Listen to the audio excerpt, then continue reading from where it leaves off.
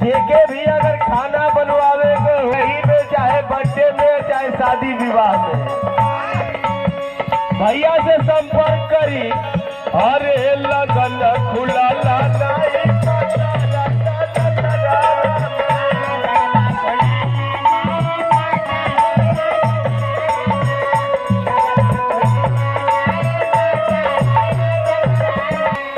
और हमारे संजय यादव जी की तरफ से 51 रुपये का पुरस्कार।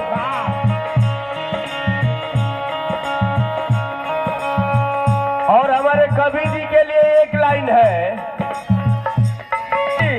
अरे सगरो चलन बचन यही रान राजा के।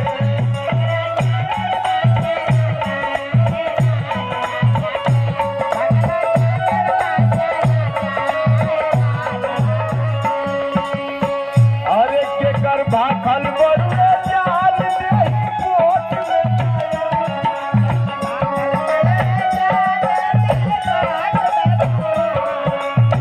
और हमारी सुनील भैया के संगे ड्राइवर साहब हम ऐसे कह दे तनी के कर भाखल बरुए जाल देही कोट में।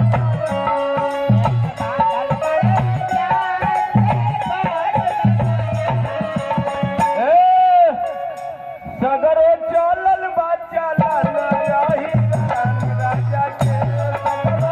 सगरो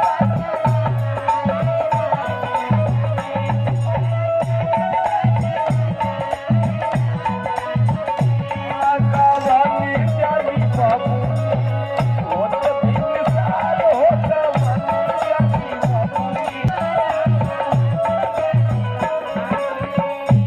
लास्ट भाव।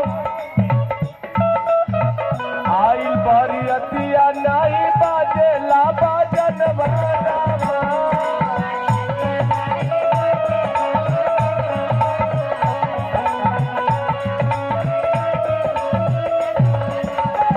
एगो भजन हो दिया, एक बाद पूरा जनता खड़ा हो जाई।